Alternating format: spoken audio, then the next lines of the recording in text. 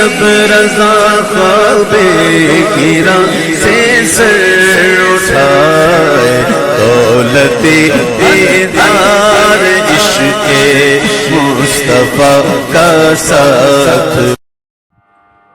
السلام علیکم ورحمۃ اللہ وبرکاتہ۔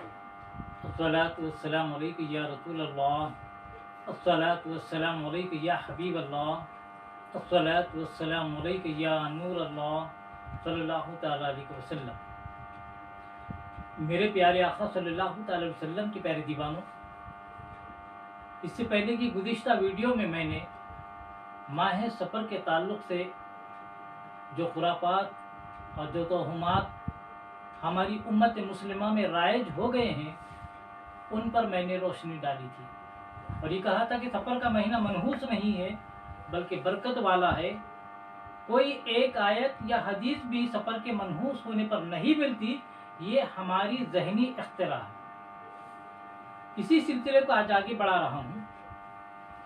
میرے پیارے آقا صلی اللہ علیہ وسلم کے پیارے دیوانوں، بات دراصل یہ ہے کہ ایام جاہلیت میں کفار و مشرکین ماہ سفر کو منحوس سمجھا کرتے تھے۔ معاملہ یہ تھا کہ وہ کفار مشرکین ذیقت، ذی الحجہ اور محرم الحرام کو حرمت والے مہینے سمجھا کرتے، اور 3 مہینوں میں گھروں میں رہتے۔ جیسے ہی ماہ سفر شروع ہوتا وہ اپنے گھروں سے نکل پڑتے اور قتل و غارت گری میں، فتنہ فساد میں، خون خرابہ میں مصروف ہو جاتے۔ لہذا ان کے گھروں کے نکلنے کی وجہ سے گھر ان کے خالی ہو جاتے اور ویران ہو جاتے، اور گھر سے نکل کر وہ لوٹ مار میں، قتل و غارت گری میں، فتنہ فساد میں مصروف ہو جاتے، لہذا خون خرابہ ہوتا۔ یہ ان کا عمل تھا، لیکن بے وقوف اپنے عمل کو نہیں دیکھتے تھے بلکہ الٹا ماہ سفر کو قصوروار قرار دیتے اور کہتے کہ ماہ سفر منحوس ہے۔ سفر کا مہینہ آتے ہی گھر خالی ہو جاتے ہیں، ویران ہو جاتے ہیں، خون خرابہ ہوتا ہے۔ بے وقوف سفر کے مہینے کو قصوروار قرار دیتے، لیکن معاملہ کیا تھا؟ یہ ان کا اپنا عمل تھا، لہذا اپنے عمل سے وہ اپنے گھروں کو ویران کرتے اور خالی کرتے، اور سفر کے مہینے کو الٹا منحوس قرار دیتے۔ یہ ان کی جاہلانہ سوچ تھی۔ میرے پیارے آقا علیہ الصلوۃ والسلام کے پیارے دیوانوں، اسلام وہ مقدس دین ہے کہ اس میں نہ کوئی گھڑی، نہ کوئی رات، نہ کوئی دن، نہ کوئی مہینہ منحوس ہے۔ ہر گھڑی اللہ تبارک و تعالیٰ نے بنائی ہے، ہر رات، دن، ماہ سب اللہ کے بنائے گئے ہیں۔ ہاں، یہ اور بات ہے کہ اللہ تبارک و تعالیٰ نے ایک رات کو ساری راتوں سے افضلیت عطا فرمائی ہے، کسی دن کو سارے دنوں سے افضل عطا فرمایا ہے، فضیلت والا بنایا ہے، اور کسی ماہ کو، کسی مہینے کو سارے مہینوں سے افضل بنایا ہے۔ میرے پیارے آقا علیہ الصلوۃ والسلام کے پیارے دیوانوں، یعنی اللہ تبارک و تعالیٰ نے ساری راتوں سے زیادہ افضلیت، عزت اور بزرگی عطا فرمائی ہے تو شب قدر کو عطا فرمائی ہے۔ کسی دن کو اگر افضل اور عظمت عطا فرمائی ہے، افضلیت عطا فرمائی ہے، برکت عطا فرمائی ہے تو وہ جمعۃ المبارکہ کا دن ہے۔ اور سال کے 11 مہینوں میں اللہ تبارک و تعالیٰ نے رمضان المبارکہ کو فضیلت اور بزرگی اور عظمت عطا فرمائی ہے۔ یہ تو ایک طرف صحیح ہے، لیکن دوسری طرف اس کا مطلب یہ نہیں کہ باقی کے دن منحوس ہیں، باقی کی راتیں منحوس ہیں، باقی کے مہینے منحوس ہیں، نہیں، بلکہ ہر رات برکت والی ہے، لیکن سب سے زیادہ عظمت اور برکت والی رات شب قدر کی ہے۔ ہر دن برکت والا ہے، لیکن سب سے زیادہ عظمت اور فضیلت والا دن جمعۃ المبارکہ کا دن ہے۔ اور ہر مہینہ برکت والا ہے، لیکن سب سے زیادہ فضیلت اور برکت والا، عظمت والا مہینہ رمضان المبارکہ کا ہے۔ یعنی منحوس کوئی گھڑی نہیں، کوئی رات نہیں، کوئی دن نہیں، کوئی مہینہ نہیں، لیکن افضلیت اور برکت اللہ تبارک و تعالیٰ نے بعض رات کو اور بعض دنوں کو اور بعض مہینوں کو عطا فرمایا ہے۔ میرے پیارے آقا علیہ الصلوۃ والسلام کے پیارے دیوانوں، اس مہینے میں ہماری یہ دقیانی سی سوچ ہے کہ ہم شادی بیاہ کرنے کو برا جانتے ہیں۔ آپ دیکھیں، اس مہینے میں پورے شادی خانے خالی ہوتے ہیں، کیونکہ اس مہینے میں شادی کرنے کو ہم ناجائز اور برا مانتے ہیں۔ یہ ہماری جاہلانہ سوچ ہے۔ میرے پیارے آقا صلی اللہ تعالی وسلم کے پیارے دیوانوں، اگر ماہ سفر میں شادی کرنا ناجائز ہوتا تو اللہ کے رسول صلی اللہ تعالی وسلم اپنی دختر نیک اختر بی بی فاطمہ جو خواتین جنت کی سردار ہیں ان کا نکاح مولائے کائنات سے آپ نہیں فرماتے. مولائے کائنات کا اور بی بی فاطمہ کا جو نکاح ہوا کس مہینے میں؟ اسی ماہ سفر میں ہوا ہے. اگر ناجائز ہوتا نکاح کرنا ماہ سفر میں تو سرکار اپنی دختر کا نکاح اس مہینے میں نہ فرماتے.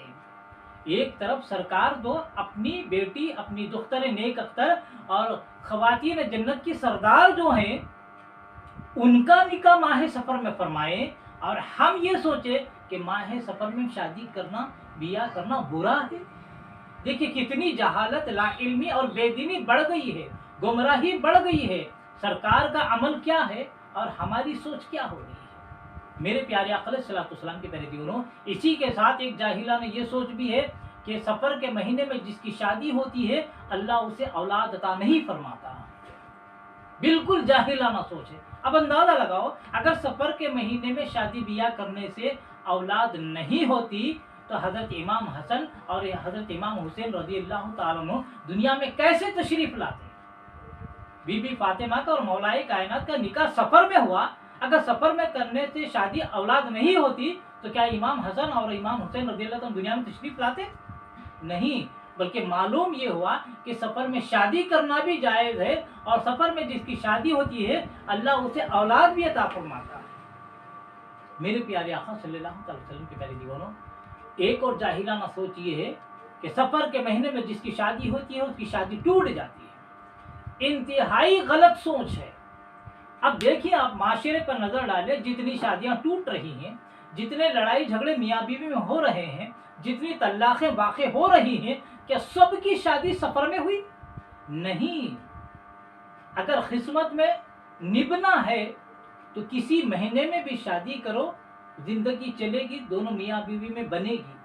نہیں, زندگی میں اگر ان کی قسمت میں طلاق واقع ہونا مقدر ہے, طلاق ان کے مقدر میں ہے, آپ کسی مہینے میں بھی کرو طلاق ہو جائے گی. اصل بات قسمت کی ہے. لہذا سفر کے مہینے کو قصوروار قرار دینا غلط ہے کہ اس میں شادیاں کریں تو ٹوٹ جاتی ہیں. اگر سفر میں شادیاں کرنے سے ٹوٹ جاتے شادیاں تو بی بی فاطمہ اور مولائے کائنات کی جیسی مثالی شادی لاؤ. کیا ان کی شادی ٹوٹی؟ سب سے کامیاب شادی ان کی ہے. تو اب اندازہ لگاؤ یہ کامیاب شادی تو سفر میں ہوئی اور ہم سوچتے ہیں کہ شادی اگر سفر میں کر تو جوڑیاں ٹوٹ جاتی ہیں. یہ غلط سوچ ہے. اس سوچ کو بدلنا ہے. میرے پیارے آقا علیہ الصلوۃ والسلام کے پیارے دیوانوں, تو کیا باقی 11 مہینے کی شادیاں کامیاب ہوتی؟ نہیں, قسمت کی بات ہے. اگر نکاح ٹوٹنا ہے قسمت میں تو کسی مہینے میں بھی شادی کرو, نکاح ٹوٹ جائے گا, طلاق ہو جائے گی. اگر قسمت میں نہیں ہے آپ سفر میں کرو یا کسی مہینے میں بھی کرو, شادی نکاح نہیں ٹوٹے گا.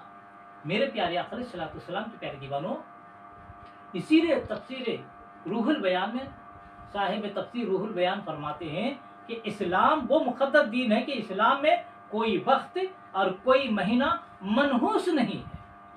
اور یہ منحوس سمجھنا کسی وقت کو کسی مہینے کو درست نہیں ہے. ہر لمحہ ہر رات دن اللہ تبارک و تعالیٰ کے ہیں. میرے پیارے آقا صلی اللہ علیہ وسلم کے پیارے دیوانوں, اب اس ویڈیو سے آپ کو جو معلومات ہوئی ہیں اس کو آپ کے معاشرے میں اپنے معاشرے میں پھیلانا آپ کا فرض ہے. ہمارے معاشرے میں جہالت, لا علمی, دین سے دوری اتنی بڑھ گئی ہے کہ ہم بتا نہیں سکتے. آپ اپنے علم معلومات کو اپنے تک محدود نہ رکھیں. اپنے گھر میں, اپنے خاندان میں, اپنے محلے والوں میں, اپنے پڑوسیوں میں اس کو شیئر کریں تاکہ جہالت دور ہو اور شریعت اسلامیہ پر عمل کرنے لوگ لگ جائیں. میرے پیارے آقا علیہ الصلوۃ والسلام کے پیارے دیوانوں, اب بعض وقت کیا ہوتا ہے کہ گھر میں بعض پڑھے لکھے ہوتے ہیں, سب جاننے کے باوجود بھی گھر کے بڑے بوڑھوں کے سامنے ہتھیار ڈال دیتے ہیں. بڑے بوڑھے کہتے ہیں ہمارے دادا دادی کے زمانے سے چلا رہا ہے, نانا نانی کے زمانے سے چلا رہا ہے. یہ جو سفر کے مہینے میں یہ جو بری چیزیں ہم سوچتے ہیں, یہ شادی بیاہ کرنا یہ ناجائز ہے, نیا کاروبار کرنا ناجائز ہے, سفر کرنا ناجائز ہے. یہ جو سوچ ہے ہمارے باپ دادا کے زمانے سے, پرانے زمانے سے چلی آ رہی ہے. اس کو ہم نہیں چھوڑ سکتے. یہ ہمارے گھر کے پرانے بڑے بوڑھے جو بھی کہتے ہیں وہ سنتے ہیں اور ہم اپنا علم رکھنے کے باوجود اس کا جواب نہیں دیتے. تو علم رکھنے کا فائدہ کیا ہے؟ اگر علم رکھنے کے باوجود اگر ہم یہ جہالت دور نہیں کرتے, اللہ تبارک و تعالی ہم سے پوچھے گا۔ لہذا جو علم آپ کو ہے اس کو اپنے معاشرے میں پھیلائیں۔ میرے پیارے آقا علیہ الصلوۃ والسلام کے پیارے دیوانوں، آپ تمام حضرات پر خلوص گزارش ہے کہ اگر اس ویڈیو سے آپ کو فائدہ پہنچا ہے، علم دین میں اضافہ ہوا ہے، تو آپ اس ویڈیو کو لائک بھی کریں اور زیادہ سے زیادہ شیئر کریں اور کمنٹس ضرور ورنہ کیا کریں، اور میرے چینل کو سبسکرائب کریں اور بیل آئیکن کو بھی ضرور دبا لیں تاکہ میری جانب سے ہر ویڈیو، نئی ویڈیو جو یوٹیوب پہ اپلوڈ ہوتی ہے اس کی نوٹیفیکیشن سب سے پہلے آپ کو مل سکے۔ اللہ تبارک و تعالیٰ سے دعا ہے کہ اللہ تبارک و تعالیٰ ہمیں عشق رسول میں جینے اور مرنے کی توفیق عطا فرمائے، رسول اعظم صلی اللہ علیہ وسلم کی سچی محبت نصیب فرمائے، اور جتنی توہمات اور خرافات امت مسلمہ میں رائج ہیں ان سے بچتے ہوئے زندگی گزارنے کی توفیق عطا فرمائے، خاتمہ فرمائے تو ایمان پر خاتمہ عطا فرمائے۔ وما علینا الا البلاغ المبین۔ السلام علیکم ورحمۃ اللہ وبرکاتہ۔